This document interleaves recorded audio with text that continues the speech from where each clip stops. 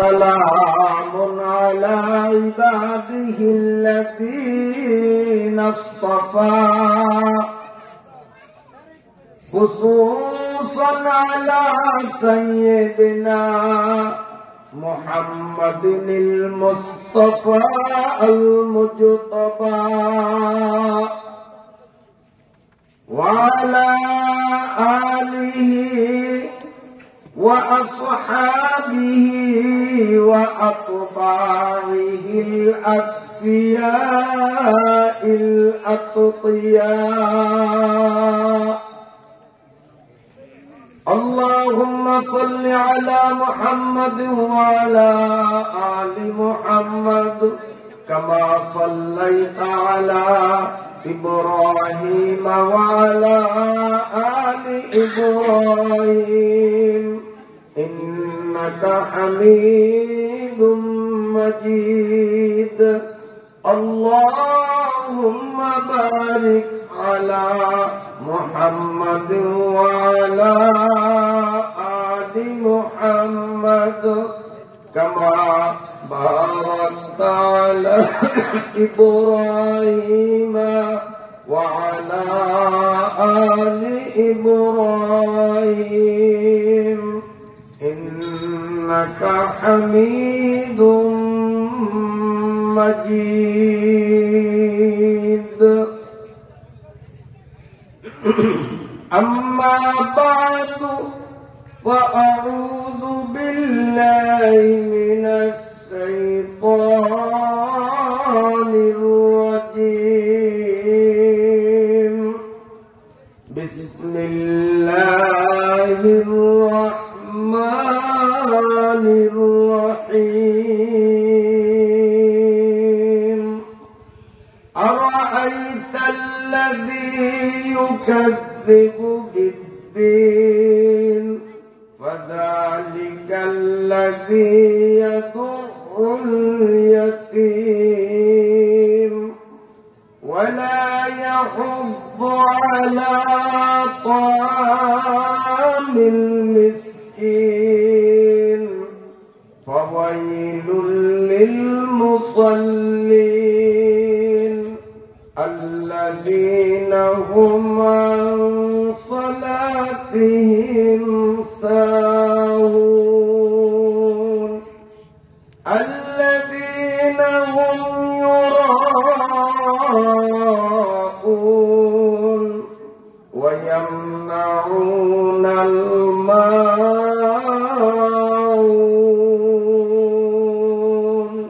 صدق الله مولانا العظيم.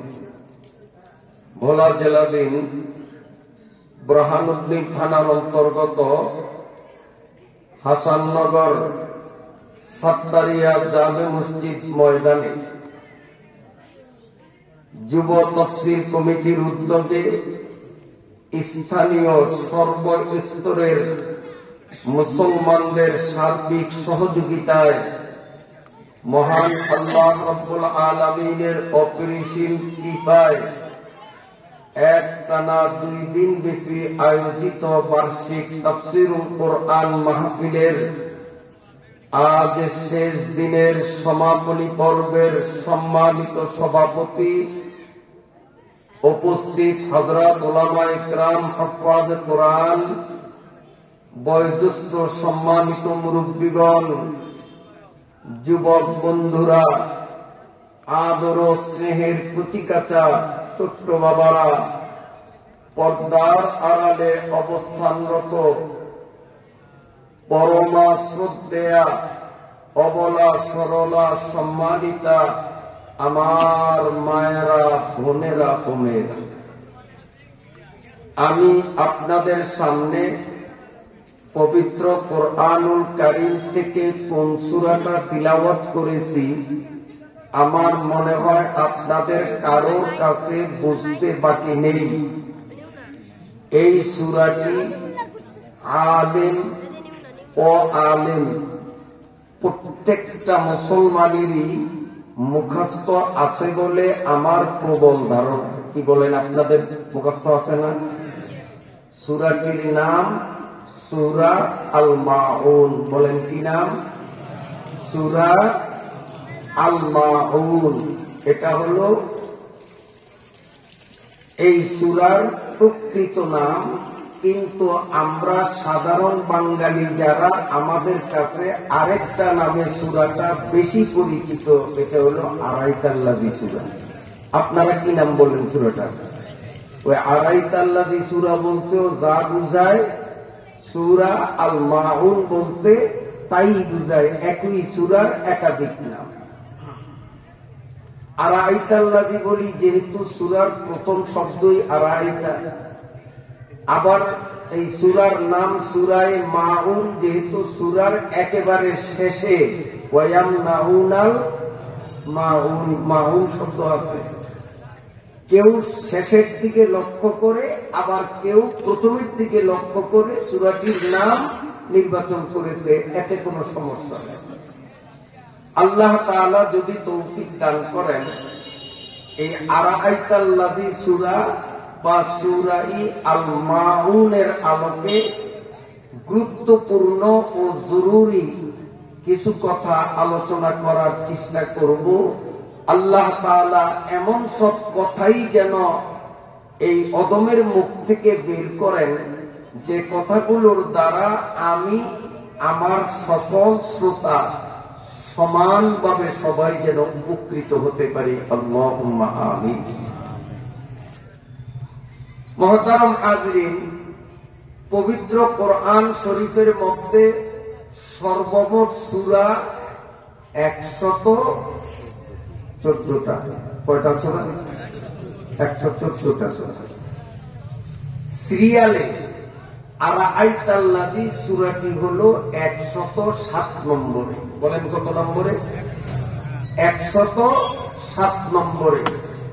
এই সূরার মধ্যে রুকু মাত্র একটা, আয়াত হলো 7টা। এই সূরা কেউ যদি একবার তিলাওয়াত করে, সঙ্গে সঙ্গে তার আমল নামায় 1250টা সওয়াব জমা হয়ে যায় একবার পড়লে। আমরা প্রথমবার যখন পড়েছি, আলহামদুলিল্লাহ, আমি লক্ষ্য করেছি অনেকে আমার সাথে সাথে পড়েছেন, আবার অনেকে ঠোঁট নড়তে দেখাও যায়নি। এই জন্য আসুন আবারও আমরা সহজে 1250টা নেকি আমল নামায় জমা করি, তারপরে বয়ান শুনি। কারণ মাহফিলে আসতেই তো নেকি অর্জনের জন্য, কি বলেন ঠিক না? তো আমরা বয়ান শুরু করার আগে আবারও 1250টা নেকি খাতায় জমা হোক, চাই। সবাই একমত? পড়ুন। আউযু বিল্লাহি মিনাশ শাইতানির রাজীম। বিসমিল্লাহির রাহমানির রাহিম। আরাআইতাল্লাযী ইউকাযযিবু বিদ্দীন।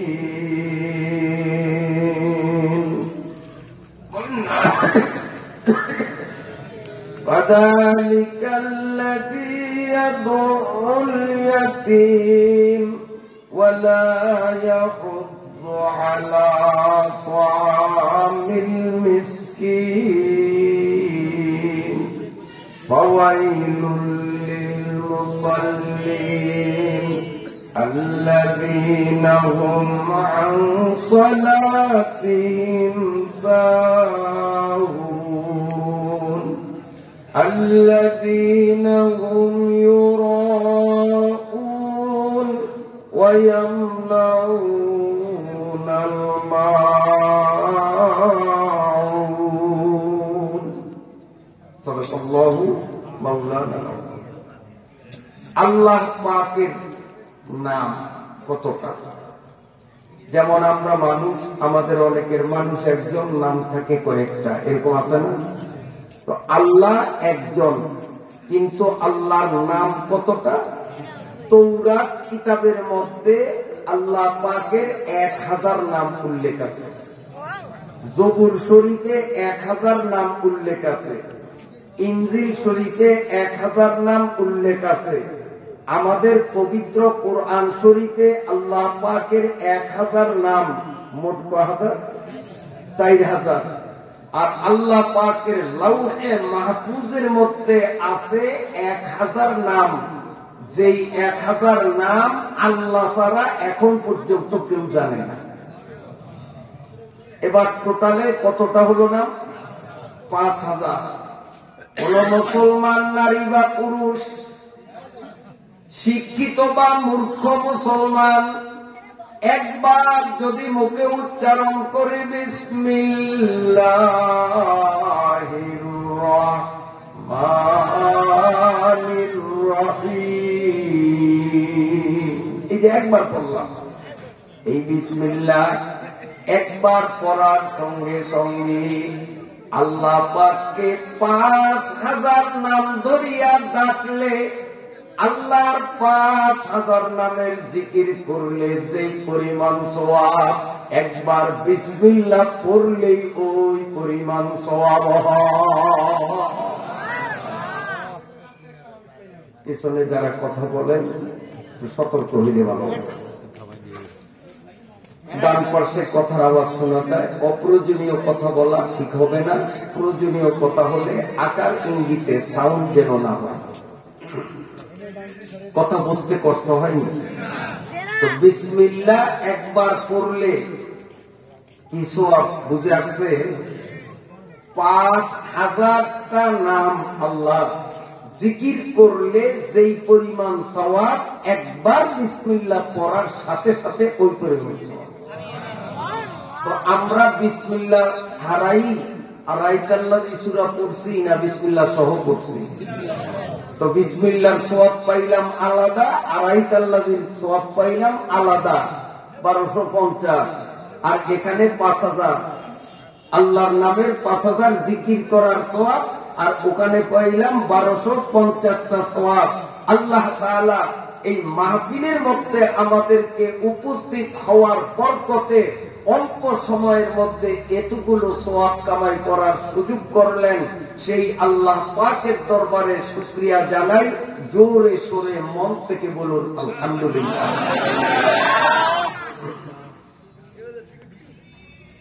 এই সূরাটি 2টা পাঠ। এই সূরার প্রথম 3 আয়াত পবিত্র ভূমি মক্কা নগরীতে নাযিল হয়। বাকি রইল কয় আয়াত? 4 আয়াত। মোট 7 আয়াত বলছি না, খুব খেয়ালে শুনবেন।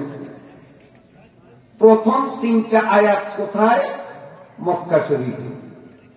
আর শেষের 4টা আয়াত পবিত্র ভূমি মদিনায়।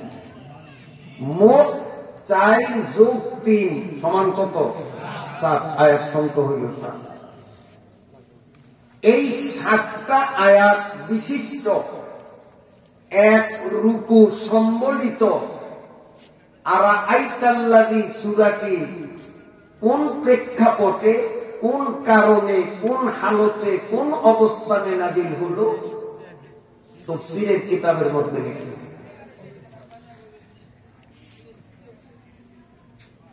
কেউ কেউ বলেন আস ইবনে ওয়াইল রাসূলের বড় শত্রু ছিল। রাসূলের এক বড় শত্রু আবু জেহেল, চিনেননি আপনারা? সবাই চিনি, চেহারায় না দেখলেও নামে চিনি। আমি যখন এই ডান পাশে এখনো কথা শোনা যায়, ডান পাশে এখনো কথা শোনা যায়। খুব খেয়ালে শোনেন, জরুরি আলোচনা, শিক্ষণীয় আলোচনা ইনশাআল্লাহ। আশা করি আলোচনার প্রতিটি কথা, প্রতিটি ওয়ার্ড, প্রতিটি শব্দ আমাদের আত্মার খোরাক হবে। এখান থেকে কিছু শিক্ষামূলক জিনিস অর্জন করে বাড়ি যাব। আল্লাহ আমাদেরকে কবুল ফরমান।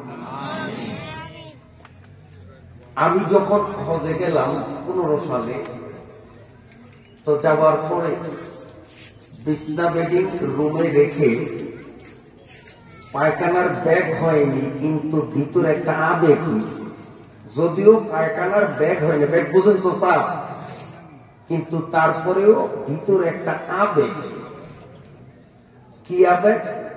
যেই আবু জেহেল সারা জীবন আমার নবীরে জ্বালাইছে, ওই আবু জেহেলের বাড়িটা এখন গোটা পৃথিবীর মুসলমানদের জন্য টয়লেট বলুন তো, বাথরুম, পায়খানার জায়গা। মন চায় যে বিশ্রাম করার আগে সূরার মাথায় একটুনি 2 ফোঁটা দেওয়া যায়। আমার বিছনা বেডিং রেখে আমি দৌড়ে গেলাম, গিয়ে আবু জেহেলের বাড়ি বাথরুমটায় ঢুকলাম। পায়খানার তোর ব্যাগ নাই, অনেক কথাকুতি চাপাচাপি করিয়া না কাম হয় না। ভিতরে ভিতরে কিন্তু মনটা খুব খারাপ। চাইছিলাম সূরার মাথায় 2 ফোঁটা দেব, কিন্তু সম্ভব বুঝি হবে না। মনে মুখে তোর আল্লাহর নাম জপা যায় না, ওখানে মনে বলে বলে যে আল্লাহ বেশিটা 1 ফোঁটা হইল। এটা কি আবেগ? এটা কি আবেগ? আল্লাহর মসজিদ, অল্প সময়ের মধ্যে দেখলাম পেশাব আসলো, করলাম পেশাব, এরপরে পায়খানাও কিছু পরিমাণ হইতে দিকটা আমার ভরে গেল। আমি পানি খরচ করে বের হয়ে ওযু করলাম। এখান থেকে রাস্তা পর্যন্ত এতটুকুর পথ হাইটে গেলাম, এক বুড়া আর বুড়ির সাথে আমার দেখা। চেহারায় আমি ঠিক পাইলাম যে এনারা বাঙালি, আর ওনারাও আমার শরীরের গঠন দেখে তারাও বুঝতে পারছে এই লোকটাও বাঙালি। আমার জিজ্ঞাসা করলো, হুজুর আপনি কি বাংলাদেশী? আমি বললাম হ্যাঁ আমি বাংলাদেশী, আমার বাড়ি বরিশালের বললাম। আপনাদের বাড়ি? আমরা উত্তরবঙ্গে ময়মনসিংহ থেকে আসছি। তাদের ভাষায় বলে, আমি ময়মনসিংহের ভাষা কিন্তু বলতে পারি না। তাদের ভাষায় বলছে, আমি আমার ভাষায় মূল বিষয়টা বলি। আমাদের বাড়ি ময়মনসিংহ। তো বললাম আলহামদুলিল্লাহ। বুড়া বয়সে আসছেন, বুড়া বুড়ি 2 জন মিলে হতে। হুজুর আবু জেহেলের বাড়িটা কোন জায়গায়? বুড়িয়ায় আমাকে জিজ্ঞাসা করে যে হুজুর আবু জেহেলের বাড়িটা কোন জায়গায়? আমি বললাম আবু জেহেলের বাড়ি দিয়ে আপনি কি করবেন? আপনি খুঁজবেন নবীজির বাড়ি কোন জায়গায়, ফাতেমার বাড়ি কোন জায়গায়, আলীর বাড়ি কোন জায়গায়, খাদিজার বাড়ি কোন জায়গায়, আপনি আবু জেহেলের সোনার বাড়ি খোঁজেন কেন?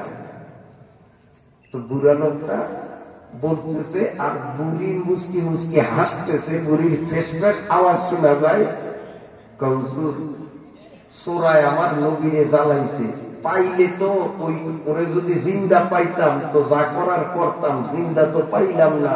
অন্তত ওর তালুয়াটের উপরে যদি একটু হইলেও পায়খানা করতে পারতাম, মন্দারে কল্পনা দিতাম। বন্ধুরা, মাঠে মনে রাখে, এই আবু জেহেল আমার নবীরে জ্বালাইছে। আবু জেহেল আমরা চেহারায় না চিনলেও নামে চিনি, কি বলেন ঠিক কিনা? আমার নবীরে জ্বালাইছে আরেক বদমাইশ। এই বদমাইশের নাম হলো আস ইবনে ওয়াদিল। বলেন কি নাম? এইটাও আবু জেহেলের থেকে কম জ্বালায় নাই। কোন কোন মুফাসসিরিনে কেরাম বলেন, আর আইতাল্লাযী সূরাটি আস ইবনে ওয়াইলকে কেন্দ্র করে নাযিল হয়েছে। আবার কোন কোন তাফসীরের কিতাবে লেখে ডাইরেক্ট আবু জেহেলকে লক্ষ্য করে নাযিল হয়েছে। প্রথম 3 আয়াত, লাস্টের 4টা আয়াত আব্দুল্লাহ ইবনে উবাই ইবনে সালুল, মুনাফিকদের লিডার। মদিনায় একদল লোক ছিল, উপরে উপরে নিজেদেরকে পরিচয় দিত মুসলমান বলে, কিন্তু ভিতরে ভিতরে তারা মুসলমান ছিল না, বেঈমান ছিল। উপরে উপরে নিজেকে মুসলমান বলে সমাজে পরিচয় দিত, কিন্তু মন থেকে আল্লাহ রাসূল আখিরাত বিশ্বাস করত না। এগুলি মুনাফিক।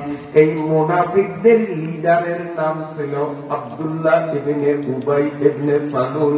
লাস্টের 4টা আয়াত ওই মুনাফিককে কেন্দ্র করে নাযিল হয়েছে।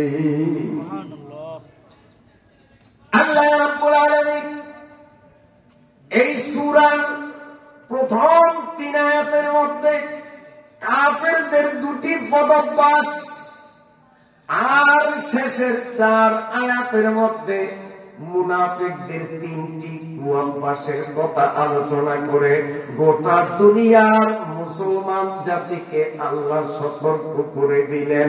এই গুণগুলো কোন মুসলমান নিজের মধ্যে অর্জন করা শোভা পায় না, কারণ প্রথম গুণগুলো কাফেরের, শেষের গুণগুলো হলো মুনাফিকের। কাফের আর মুনাফিকের লাস্ট পরিণতি হলো জাহান্নাম, আর মুমিনের শেষ পরিণতি হলো জান্নাত। অতএব এই বদ অভ্যাসগুলো কোন মুসলমান নিজের জীবনে যেন কোন প্রবেশ করার সুযোগ না পায়।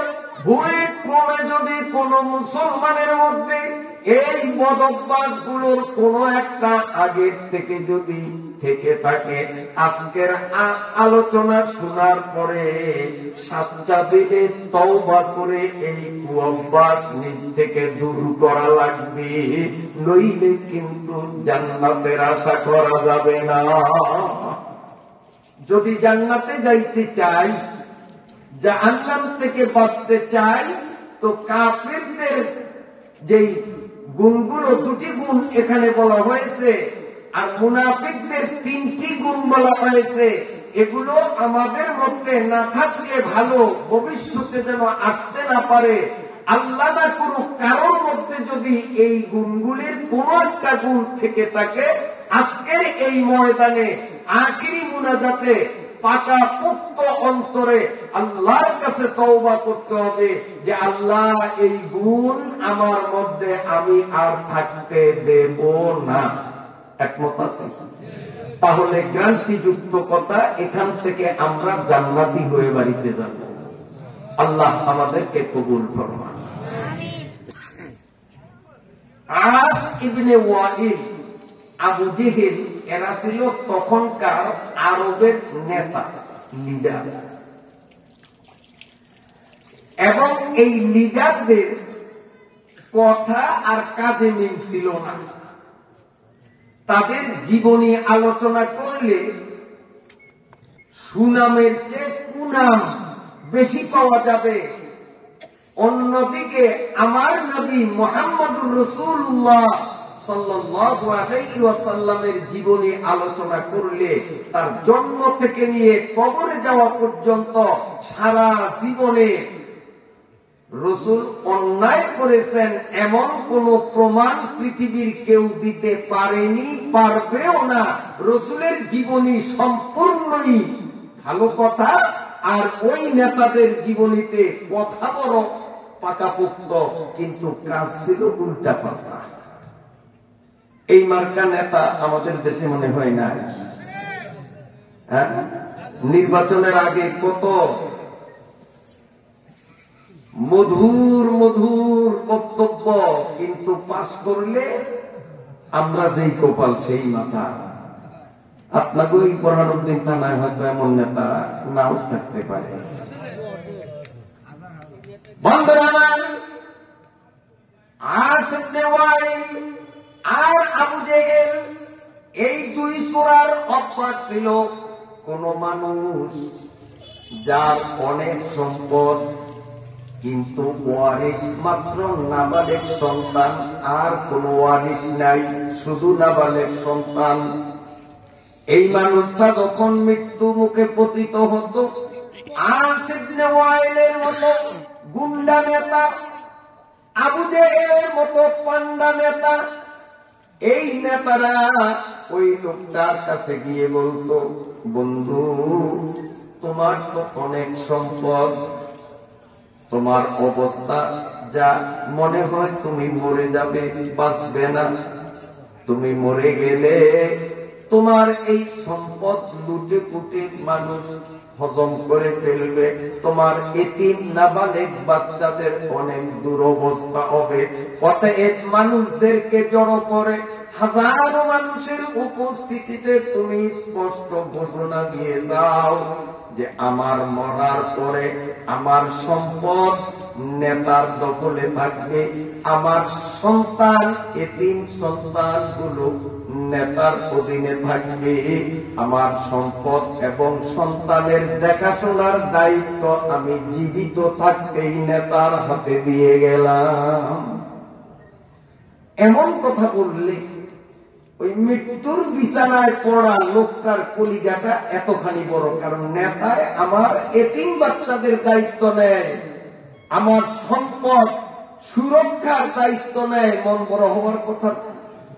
সাথে সাথে লোকজন জড়ো করে উৎফুল্ল মনে ঘোষণা দিত যে আমি যদি মরে যাই তো আমার সন্তান সম্পদ নেতার দায়িত্বে থাকবে। এইভাবে ঘোষণা দিল। লোকটা মারা গেল। আস ইবনে ওয়াইল কিংবা আবু জেহেল সব সম্পদ গুলো আত্মসাৎ করলো। এতিম বাচ্চাদেরকে লালন পালন তো করবে দূরের কথা, এতিম বাচ্চাদেরকে ওর বাড়ির ধারে কাছেও আসার সুযোগ দেয় না।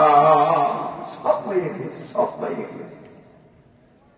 মুখরুচুক কথা বলে সব নিজের হস্তগত করে সবটা নিজে হজম করে ফেলল।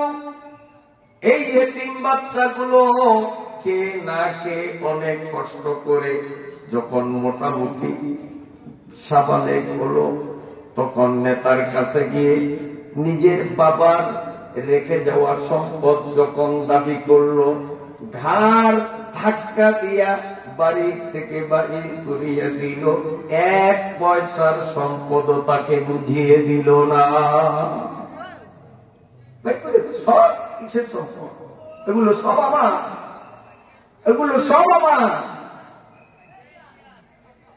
আল্লাহ, আমাদের এলাকার ঘটনা অনেক আগে। তখনকার গ্রামের মানুষ সরল মনা ছিল। একটা বড় পুকুর কিনবে, তো যারা কিনবে তখন তো বড় মেয়া যারা, তাদের হুকুমের বাইরে সাধারণ মানুষ কিছু করতেও পারত না। তো মেয়ার কাছে গিয়ে বলল, মেয়া এই পুকুরটা আমরা কিনতে চাই, দাম এত হয়েছে, অমুক দিন রেজিস্ট্রি হবে, তো আপনি একটু থাকিয়ে ভালো হবে। মেয়া বলেন ঠিক আছে, লেনদেন করো। সব হলো। মেয়ার সব রেজিস্টার অফিসে গিয়ে ওইটা নিজের নামে লেখে। দলিল যখন বাহির হয়েছে তখন বলে, মেয়া আমগো নাম দি দলিলের দ্বারে কাছেও নাই, নাম দিয়ে আপনার কারে দুর্বেতা, নাম দিয়ে আপনি বলা খায়, নাম থাকবে কাগজে পইরা, সম্পদ তোদের খাবি তো তোরাই। 2-4-5 বছর খাই, একদিন ঘাট ধৈর্য দিল, সব সব এই সম্পদ আমার। আসেনি এইবার কারণ সাবধান সাবধান। বান্দরবান এদেরকে কেন্দ্র করি আল্লাহ রাব্বুল আলামিন বলেন, আরাআইতাল্লাযী ইউকাযযিবু বিদ্দীন। ও নবী, ও কিয়ামত পর্যন্ত আগত প্রাণের শ্রোতারা, আরাআইতা, তুমি কি দেখেছো, আল্লাযী ইউকাযযিবু বিদ্দীন, কিয়ামতের দিনকে বিশ্বাস করে না এমন মানুষকে কি তোমরা দেখছো? আল্লাহ বলেন, যেই মানুষটা কিয়ামতকে স্বীকার করে না, যেই মানুষটা কিয়ামতকে বিশ্বাস করে না, সেই মানুষটা হলো যার মধ্যে 2টা গুণ পাওয়া যাবে। 1 নম্বর হলো ফাযালিকাল্লাযী ইয়াদুল ইয়াতীম। 1 নম্বর গুণ, যারা এতিমকে ঠগায়, এতিমের সম্পদ আত্মসাৎ করে, এতিমকে ধাক্কা দেয়, এতিমের সাথে অসৌজন্য আচরণ করে, এতিমের সাথে খারাপ ব্যবহার করে। এখন এতিম কারে কয়? এতিমের সাথে খারাপ আচরণ করা এটা কাফেরের স্বভাব, এটা মুমিনের স্বভাব না। এতিমের সাথে খারাপ ব্যবহার করা, এতিমের মাল মারিয়া খাওয়া, এটা আস ইবনে ওয়াইল আর আবু জেহেলের কাম। যে আস ইবনে ওয়াইল যে আবু জেহেল ইয়াউমুদ্দিনকে বিশ্বাস করে না, কিয়ামতের দিনকে বিশ্বাস করে না। তাদের কাজ এতিমকে ধাক্কা দেওয়া, এতিমের সাথে খারাপ আচরণ করা। এতিম কারে কয়? এতিম শব্দের দুইটা ব্যাখ্যা। এতিম শব্দের একটা ব্যাখ্যা আমরা প্রায় অনেকেই জানি, এমন নাবালেগ ছেলে বা মেয়ে যাদের বাবা মারা গেছে, এখনো সন্তান নাবালেগ সাবালেগ হয় নাই, এদেরকে বলা হয় এতিম। আমার মাও নাই বাপও নাই, কিন্তু তাই বলে আমি এতিম না, কারণ আমি সাবালেগ। নাবালিগ সন্তানের বাবা মা নয়, বাবা মারা গেলে সেই সন্তানকে কি বলা হয়? এতিম। আল্লাহ রাসূল সাল্লাল্লাহু আলাইহি ওয়াসাল্লাম বলেন, কারো দিল যদি শক্ত হয়, কারো অন্তর যদি শক্ত হয়, আর অন্তরটাকে যদি নরম করার ইচ্ছা থাকে, সেই লোকটা যেন এতিম বাচ্চার মাথার উপরে হাত বুলাইয়া দেয়। এতিম বাচ্চার মাথার উপর হাত বুলাইয়া দিলে ওই এতিমের দোয়ার বরকতে শক্ত দিল মোমের মতো গলে যাবে, দিল নরম হয়ে যাবে, আখিরাতে বিশ্বাস আসবে, ইবাদত বন্দেগীতে মজা লাগবে, গুনাহ ছাড়া তার জন্য সহজ হবে যে এতিমের মাথায় হাত বুলাইয়া তাকে সান্ত্বনা দেয়। এতিমের কর্তব্য হল নাবালিগ অবস্থায় পিতৃহীন হয়, বাবা মারা যায়। এতিমের আরেক কর্তব্য হল অসহায়। যেই মানুষগুলো অন্যের কাছে অসহায়, অন্যের কাছে ঠেকা, অন্যের কাছে দায়বদ্ধ, এরাও এতিম। যেমন হাসাননগর, এটা ইউনিয়নের নাম না? হাসাননগর একটা নির্ধারিত ভূখণ্ডের নাম। এই ভূখণ্ডের প্রধান যিনি প্রশাসনিক প্রধান, তাকে আমাদের বাংলাদেশের পরিভাষায় বলা হয় চেয়ারম্যান। আপনারা কি বলেন? চেয়ারম্যান বলেন না? এই হাসাননগর ইউনিয়নের প্রতিটি মানুষ চেয়ারম্যানের কাছে ঠেকা, কারণ অনেক কাজই চেয়ারম্যানের সই ছাড়া হবে না। অতএব হাসাননগর ইউনিয়নের বসবাসকারী প্রতিটি নাগরিক চেয়ারম্যানের কাছে যেন এতিম। যদি চেয়ারম্যান এই ইউনিয়নের জন্য বরাদ্দকৃত, সরকারের পক্ষ থেকে বরাদ্দকৃত অর্থ টাকা কড়ি থেকে একটা পয়সাও যদি মারিয়া খায়, সে যেন এতিমের হক মারল।